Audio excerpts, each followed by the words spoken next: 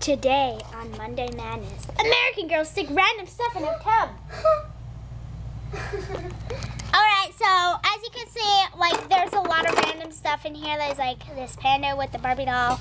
There's like my friend's clothes that she left here. There's like sponge rollers, all sorts of stuff. Yeah. So we're just gonna stick this all in here. See what happens. Yeah, we're gonna stick that all in there and see what happens. And then we're gonna clean it up after we do it. So yeah, this is gonna be like awesome, but like such a pain. So yeah. Hit the nozzle. Okay. Okie doke. I'm gonna drain it. I'm gonna drain it. Never play with soap, kids.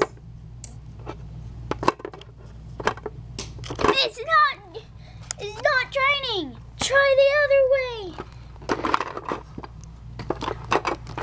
Only play with the little Barbie. It's draining now. Oh no, that doesn't sound good.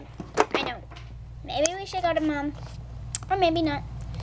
Grab as much stuff as we can.